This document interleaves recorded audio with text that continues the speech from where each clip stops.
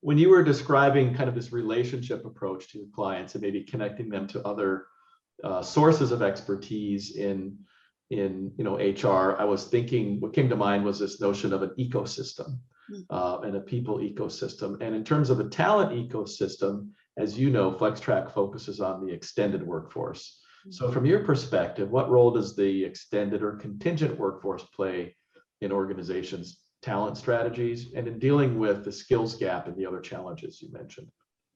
I think right now we see a lot of organizations are choosing to, there's so many initiatives going on, and I think management want to get the work done.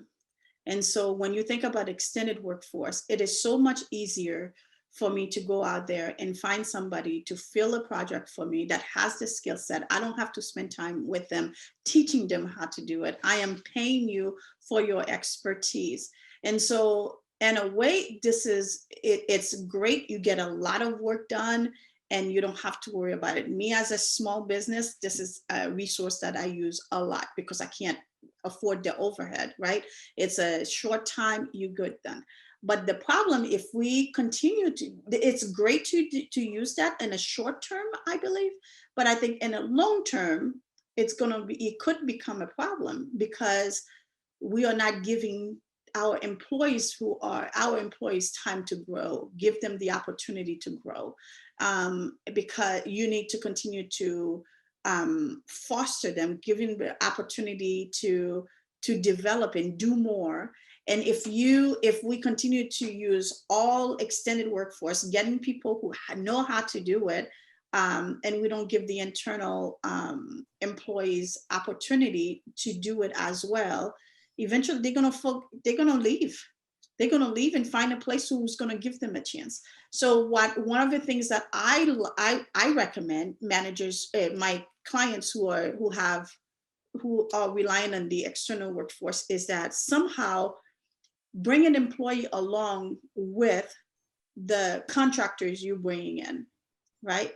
When you bring them in, that your employee is learning from them and being coached by someone who already know how to do it. So that kind of take some of the pressure off of you, because one, your employees have oversight, and two, so not necessarily the contractor is managing the employee. It's more so the employee is the contact person, but they are learning, they are growing, they are taking all the good and leave all the bad. I say all the good and leave all the bad, but getting that mentorship. I really do believe in mentorship, but sometimes those external resources can be a great be a great mentor. I know for myself as an HR department one, growing, I learned so much from vendors that worked for me as I saw how they did it.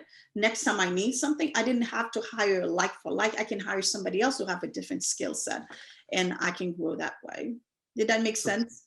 Oh, it's very interesting. So what I'm hearing you say, Sarah, is that, the contingent workforce or the extended workforce, there might be skills available externally that aren't available internally. And it's a way to certainly in the short term solve a skills gap, get a project done, or fill a skills gap that is urgent, but maybe you can't find someone. But maybe even as important as that is deliberately seeing these engagements with the external workforce as an opportunity for skills transfer inside your organization. Is that correct? Absolutely. Absolutely. I think we have to, it's almost like, every time I do something, I always said, okay, this is great. It's going to solve a problem that I have right now.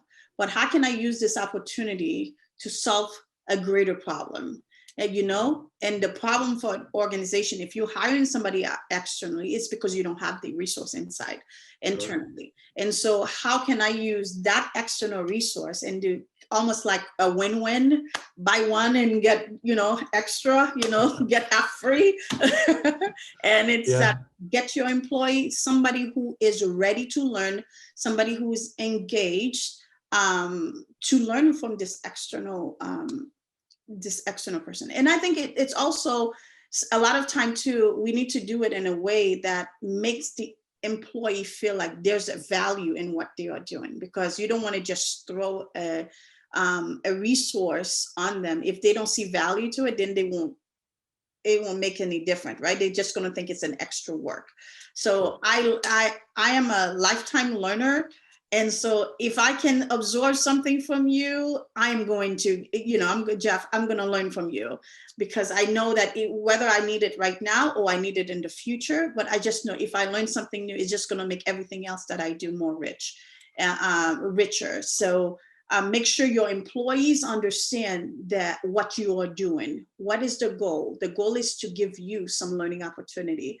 The goal is to teach you something that you didn't know. So while they are working on this project, ask question. Whatever you don't understand, ask question. Here are some potential questions you should be asking. Craft that. And then that's the way you mentoring your internal employees as well. So you are showing them value. You are so valuable to me that I want to teach you how to get the most out of the time you have with Jeff. Excellent. So yeah. So that's, I think managers can use that opportunity to train their employees to know how to be mentored, and so.